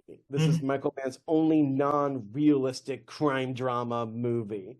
And for all his faults, man, if you're gonna fail spectacularly. And he did. He failed spectacularly, and he made big swings. Yeah, he And made. he misses most of the time, but it's still great that he made that swing. That Mhm. somebody gave him $11 million on his second movie to do this book. That is not an easy. It's not an easy book to adapt, but he tried, and it's there. And I think people should have it. Mm. It should exist in a format that has shelf life Well, and more. yeah, I mean, I like I said, I'll agree with you. Even if we don't ever get like a director's cut of the movie, I would still love to see a really good version of the theatrical cut. I think it's definitely worth having a remastered theatrical cut so people can finally watch it the way it was originally intended with the visual effects. Like I told you, my version is not the same as your version, and I guarantee, like you said, I guarantee you the laser disc is like a crisp and clear version of the theatrical version. And that's the thing is there's a lot of movies out there that people say if you can get a laser disc, get the laser disc and get a laser disc player and get a laser disc version of a lot of these movies because there's films out there there's no reason why anyone's going to put them back out on Blu-ray, you know? Yeah. Especially in this time when physical media is making a slow death. People thought it'd be faster, but because of collectors like us, it's making a slow death. And the fact that no one can agree on what's a good streaming service. Yeah. I mean, it's also like the whole issue of the whether or not streaming services have a what do you call it? Have a viable, sustainable business model. And the biggest one out there, Netflix, does not. So honestly, I could foresee a time where a huge chunk of the streaming services that we know of are just gonna fall flat or get folded into bigger corporations like Disney and things like that. Well, so you bring up an interesting thing, and this is a little side note because of the fact that this movie is not readily available, and it was at one point on a streaming service when streaming services were early and Netflix was really relying on DVD and the streaming services were free. Back then, when the streaming services were free, you could find a lot of shitty movies on there because Netflix just put out the rights to a lot of these movies were almost zero because no one could see a model of streaming that made money. That being said, I'm going to agree with you just a little bit in regards to Netflix's model for being profitable. I think they're highly profitable, but I think the types of movies that they make will change. And the reason why is like I guarantee you, this week when Beverly Hills Cop 4 is released on Netflix and not at a theater, I guarantee you that Netflix is going to start looking at giving bigger releases to some of their movies that they do give a theatrical release to. I mean, they've given theatrical releases to some movies. Yeah.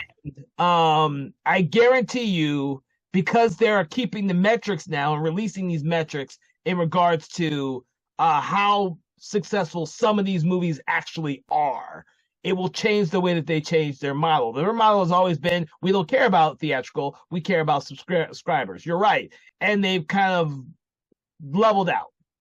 They've kind of reached their peak, so they go for other countries. Now they're the biggest streaming service in the entire world because they have other countries. Because but they reached their peak. I think they reached their peak because they've realized that there's only so much people are willing to pay for monthly for their stuff. It is. It isn't. I think because they'll survive past the stuff like Disney. Disney can't survive, which is why they're trying to homogenize ESPN and Hulu and bring all that content into one fold. Paramount is kind of, if you ever read, getting rid of half their shit and putting it on Paramount Plus. They're not sustainable because they don't want to produce shit for other parts of the world. The thing Netflix does better than everyone else is they go into these other countries, put their streaming service, and they produce content in those countries.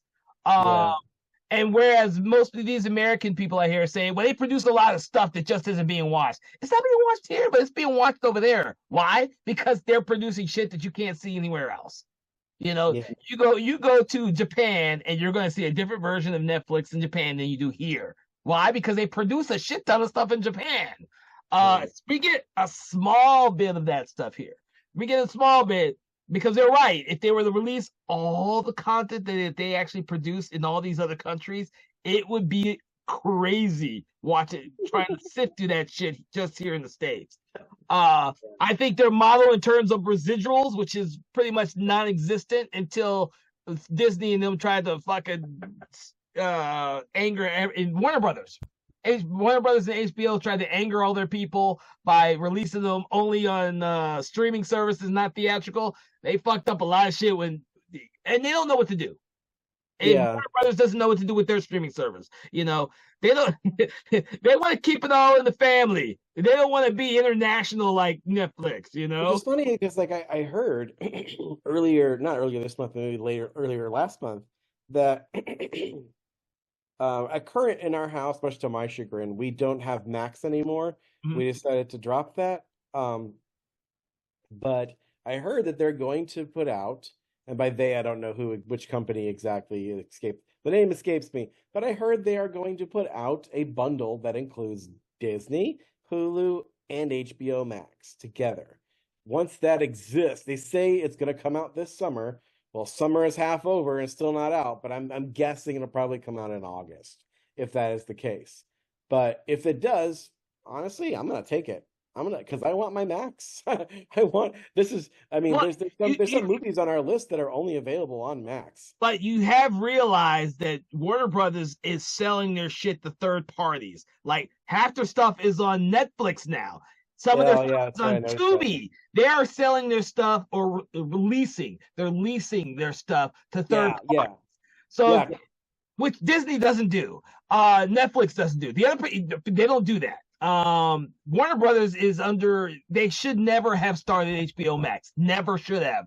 But they wanted to compete with Disney and everyone else, just like Paramount is trying to compete. They can't, unfortunately. They have other models to fall back on, and they'd rather be theatrical than they would be streaming services, which is why Max doesn't have a whole bunch of content that's not from their television shows and not from their movies. How much stuff did they originally produce for Max anymore? Not much. Yeah, I mean they had a few series, but yeah, they tried. They tried for a little bit and realized that their model was a horrible model. So now they were hoping that House of the Dragon was going to kick off, was going to do Game of Thrones numbers, and it hasn't. Well, House of the Dragon is an HBO show. It's not an HBO Max. It's not an original HBO Max. Like the only ones that were really Max was you had Doom Patrol, and you had Swamp Thing, and you had a couple of others like Titans. Those were designed to be for Max.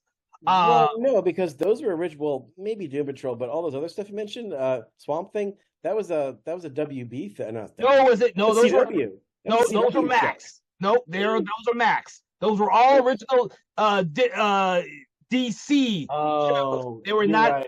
Yeah, you're right, because DC had its own streaming service. Yes, and it's failed. They did not. They failed. Titans and Doom Patrol were highly praised for critics, but they weren't watched very well because you remember theirs was like this weird homogenized app thing first, and then they put them over to Max, and then it failed on Max. And so, they didn't know how to do it. They kept trying things and it didn't work. And they kept changing the names and it didn't work. And now the only thing that's on Max, or whatever the hell they want to call it now, is their content from their television shows and their theatrical movies. Now, that's not what Netflix does. That's not what Disney. Name a Disney show that's popular on Disney Plus. Right now, X-Men 97, I hear, is doing very well. Well, it's doing good. It's not doing well. It's doing good. What's the problem with Disney Plus, though? The problem with Disney Plus right now is that a lot of their their new shows are based on IP that is kind of they've run into the ground, like Star Wars and Marvel. Exactly. So, That is what Disney Plus is relying on. Their other popular show is High School Musical, the series. that's still going? Yeah, they did Really? they did a new one. Oh, really? I didn't know that. Yeah, they did a new one. But their series, they're relying on their kids stuff because their kids stuff is popular. Like, yeah, because it's Disney, of course. it's Disney, exactly. So, but outside of that, name any show that's not IP related to Star Wars or fucking Marvel. You can't because they don't know what to do with their service, which is why they're trying to bundle stuff up. Yeah, you can get people for a little while, but as soon as people started hating the Marvel shows, they start losing people. Yeah. And so they have to find some way to be. Netflix doesn't have that problem. Netflix is literally the place where if you're an Indian, an Asian Indian, you can find Asian Indian shows in there, and they have the most popular ones. They have RRR, they have all the theatrical ones that goes there. You're not finding that shit on Max. Yeah. You know, problem with Netflix though is like they keep spending all this money on their shows, and they're not getting enough subscribers to justify the expenses. they don't have, but the thing is, they don't really have to get new subscribers. They just need to keep the ones they have and expand into more countries. So when apparently they're not though. That's why they're starting to do a ad-supported model. Well, that's something that they want more money from. It's the same as trying to cut people from sharing their app. I mean, this is stuff that other people already did, but they didn't feel like they needed to do. But they want more money. It's not like they need more money. They just want more money. Yeah. Their model in terms of residuals is the best one because they're not designed to go theatrical. They pay you a lot of money up front, and they don't have to pay you shit afterwards. Mm-hmm. Now, thankfully for us, some of their stuff does make it on physical media. And the other thing about them is the fact that they are more concerned with ancillary rights. Fucking Stranger Things probably minted them $1 billion in ancillary rights alone. You know, that's the thing that they'll go for. You know, they were really good with House of Cards for a while until the whole Kevin Spacey thing, and then they tried to bury that shit. But at least they released that on DVD. They haven't freaking released my season. I was in Stranger Things season 3 as an extra. They haven't released my season of season 3 on DVD or Blu-ray, nor have they done that with season 5 yet. They've totally done that with Cobra Kai, but they haven't done it with Stranger Things. It all depends. You know, with there's two different models for it. I guarantee you, when the show runs its course, they will sell a fucking box set of that shit. But yeah, they don't see a need to do physical media, because if you own the physical media, then you probably won't be a subscriber anymore. Well, that's stupid, because like they released Mike Flanagan's Haunting of Hill House, but they didn't release any other Mike Flanagan shows. You can get both the house, the Blight, whatever. Yeah, the two haunting ones you can get. Mm-hmm. But you can't get freaking, the other two. They can't get Fall of House of Usher or even Midnight Mass. Nope. Which is like his crowning achievement. Apparently, I still haven't seen it. It is. It supposedly it is. I haven't seen it either. But the thing is, that type of stuff.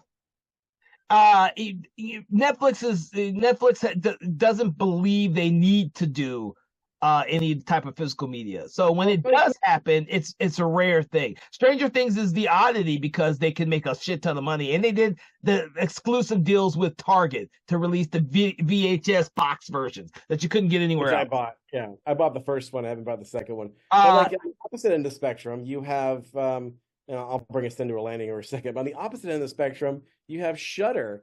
God bless them, streaming all over, but they've got a ton of DVDs of their shows. They got everything except Joe Bob. DVDs, but not always necessarily a Blu-ray of them. Yeah, it's all a little bit, but it'll be mostly all their content. They have an exclusive deal with Walmart too, by the way, which is why you can always find all their shit there. So that's one of the reasons why you see a lot of their stuff is because of that. The other thing is that 5 years ago, they didn't actually produce shit. They were buying content. and renting content, and now they've got the cachet to actually produce stuff or purchase stuff exclusively for Shudder, which Yeah. they didn't have before. So they know, because they're a small company where their subscription, I think, is $6 a month. I paid for a year, so I Yeah. can't even remember how much it is. It's low. Yeah. So It is. horror, and who do you think buys DVDs still? Horror fans. It's a Yeah. niche market. So yeah, they're gonna make a shit ton of money off that stuff. No one gives a shit about House of Cards. House of Cards, you watch it, or Ozark, one of Netflix's most popular shows, Ozark. You're never gonna find that shit. No one wants to Yeah. own that on their show. Yeah, that's just one of those shows you don't watch more than once.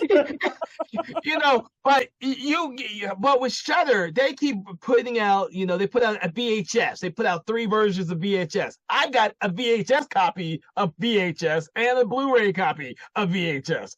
I just thought the VHS copy was cool to have. That's funny. I heard they're doing that with Terrifier 2 now. Like Walmart's selling. Yeah, fuck it. That Terrifier 1 and 2 they always sell out when they come out on VHS, dude. The company that produces VHS for these companies, they're a limited quantity, so they sell out really fucking fast. Terrifier 2 and Terrifier 1 sell out so damn fast, it's ridiculous. And then they bring out another version, and then they sell out. And they bring out, I'm like, dude, I'm gonna strangle somebody. I like Terrifier. I don't care what anyone says. Those movies are fun. They're stupid, but they're fun. Well, maybe we'll do that for Halloween. Be a good Halloween pepper. But let's get back to our show. Any final words? Because we've been talking about the special effects. Any final words? Well, see, with this thing, I think we do have to talk about the ending of this movie, because we talked about earlier about different versions of this movie. And if y'all aren't careful out there, you might find a subpar version, or if you're scouring the internet, you might find the TV version of this movie that has more scenes.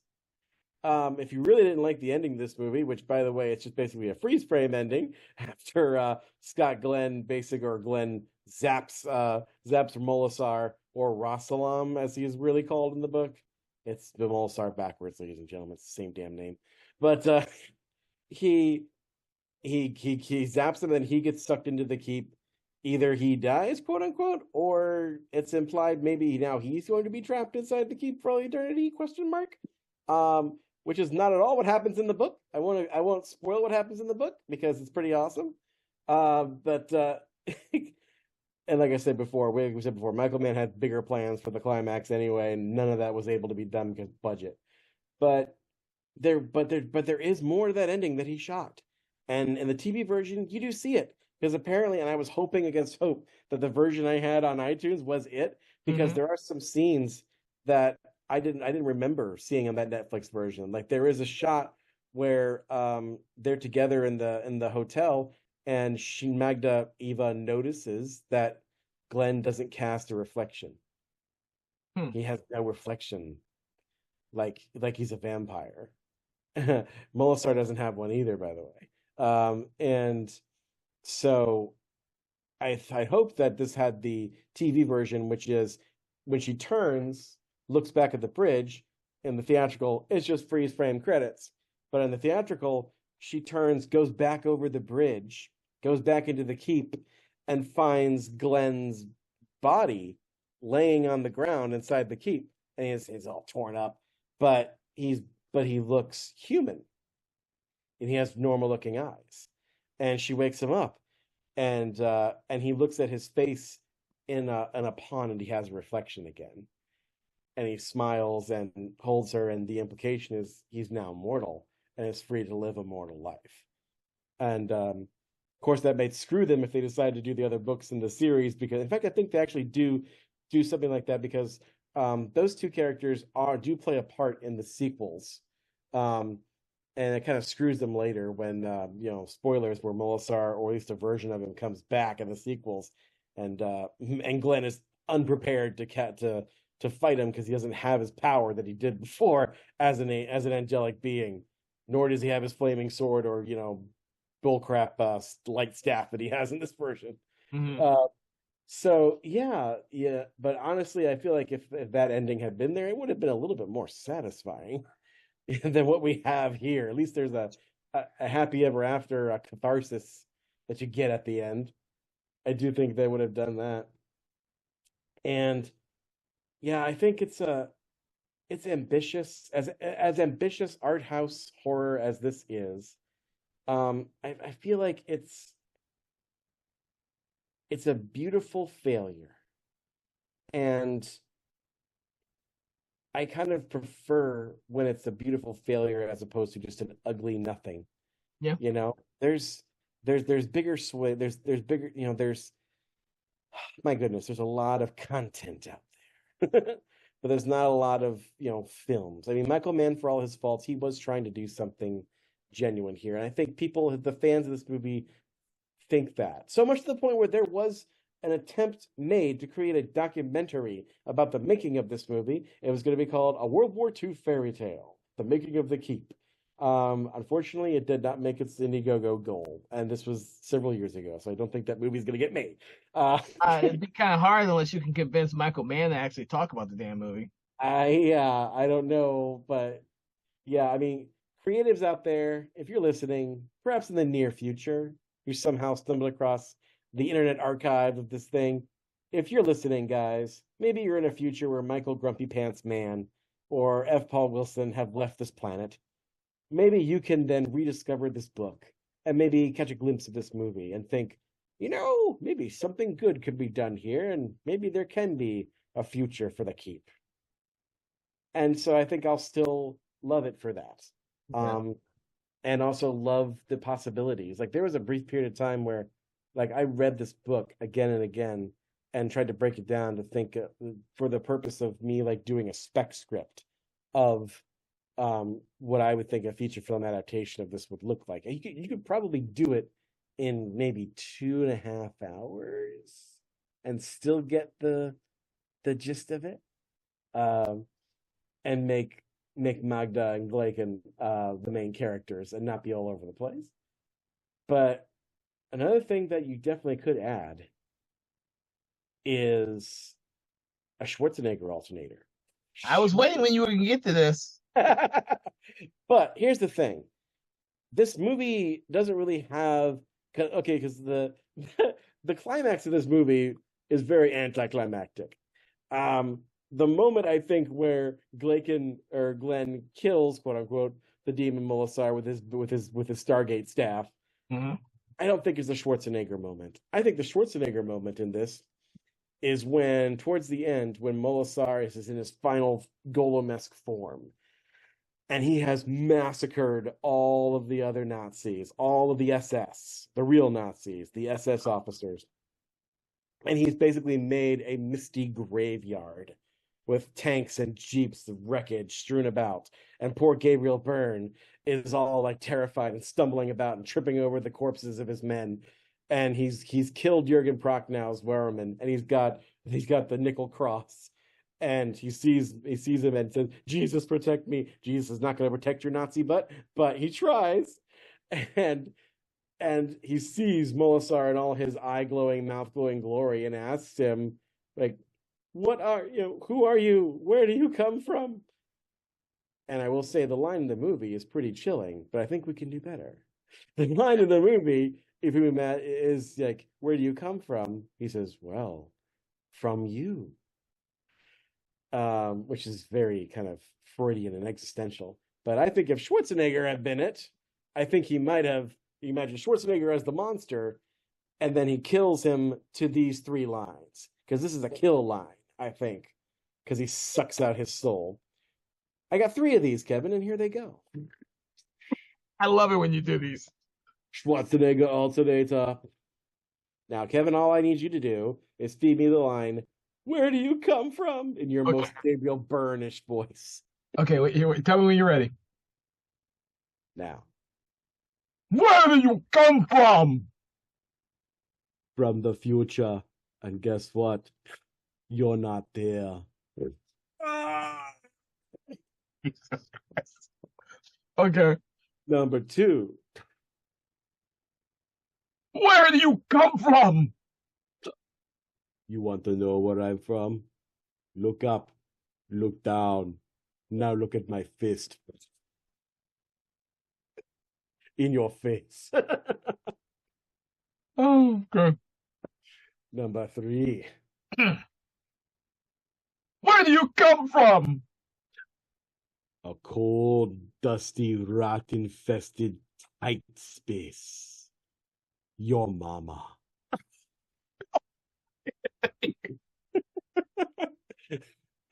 The third one is a what the fuck, and the first one I actually really liked the first one. So The first one I can actually see Schwarzenegger saying in a Terminator movie. I'm from the future. You're not in it. Bam.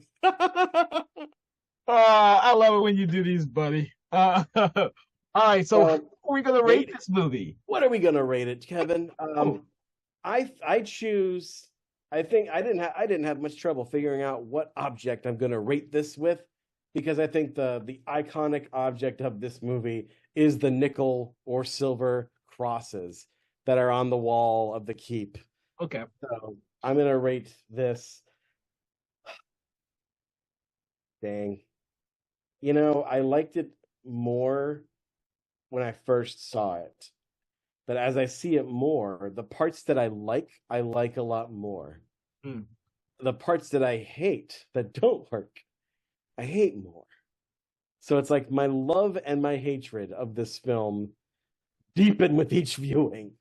So it's hard to really put a star on it. So I think because there's that balance, I'm gonna say I will give it 2.5 nickel crosses out of 5.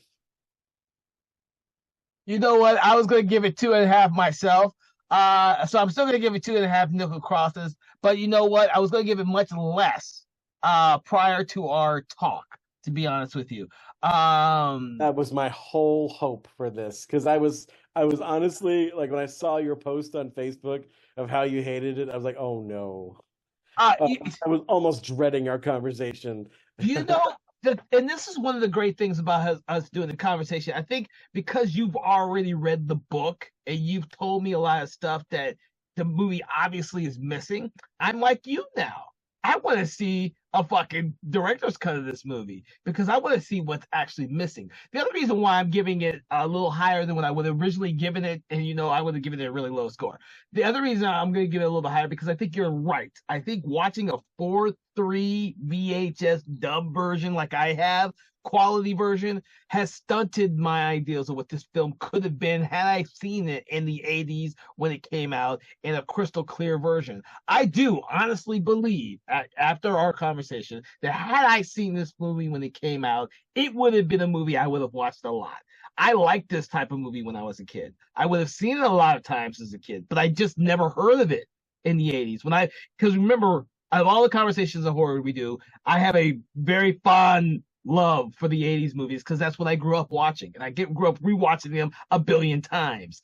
This film was not one of them, unfortunately. If I had watched it in the 80s when I was growing up, I guarantee you I would have seen this movie a billion times. I guarantee you, because it's so odd and so weird that I would have gravitated towards it. I tell people all the time, I love fucking Buckaroo Banzai Across the Eighth Dimension. I love fucking Remo Williams, Remo Williams. I love weird movies. I love them. And I think this is one of those films I would have enjoyed in the 80s. I would have grown up with it, would have loved it. But watching it now a week ago, I'm seeing a very bad version of it. And I don't want that to color what I hope I one day will see a good version of. With any consolation, Kevin, I think the iTunes version I bought is only like $1.99, so you're not paying very much to see something. I mean, like, buy it, download it, cast it to your biggest TV, and watch it late at night. When I will have to do that because my version was like a $10 version, and you got a better version streaming for $2. Well, mind you, I bought this years ago. Yeah, like not like this is not a recent iTunes purchase. This is back when I was buying music off of iTunes, which I do not do anymore because screw you, iTunes, because they keep taking songs off. Yes, I'm not going to do that anymore. But like, yeah, there was a time where somebody gave me an iTunes gift card, like right around. I think it may have been actually one of my wedding gifts. Actually, now that I think about it, I might have just used that and just bought some music. And the only movie I have ever purchased on iTunes. The Oh, only wow. digital movie that I have ever purchased with my own daggum money, well, with the iTunes gift card, is The Keep. It is the only one, and the only reason why is because you can't get it physical media. Yeah. You know me, Kevin. I have a gigantic wall, not as big as yours, but I have a wall of physical media. And the only other digital copies we have of stuff are of stuff that we bought. Discs that we had that had digital copies on them. We put them on our computer. The Keep is the only thing that I bought just straight up over the digital interwaves. And it's only because it's only because I couldn't justify the expense of trying to buy a laser disc player and hoping it works. Well, you should have saw me. I was hoping this DVD worked. A fucking $10 or $12 DVD of the movie. Sometimes when I buy these random DVDs and Blu-rays from companies I'm not used to buying them from, they don't always play. But let me end this episode real quick because I have one other thing I'm going to tell you after the episode's over. So I want to thank everyone out there for joining us on this Conversations of Horror in which we delved into Michael Mann's The Keep. I hope that you've enjoyed this conversation and you will check out some of the other great conversations we've done in the past. Become a subscriber to our podcast and be ready for some of the stuff we have in the future. Also, make sure to check out our sister podcast, Conversations in Full Color, which is only on our Patreon supported page only. And with that, have a good day, and we hope we've entertained you at least. Nazis. Conversations in Horror is a Broken Lighthouse Pictures production, produced by Kevin L. Powers, executive produced by Kelly A. Inoka, and originally filmed via Zoom technology. Conversations in Horror is hosted by Kevin L. Powers and co-hosted by various horror film lovers and filmmakers. To learn more about Mr. Powers, please make sure to check out his Patreon page and other social media platforms. Conversations in Horror is copyright 2024 Broken Lighthouse Pictures production.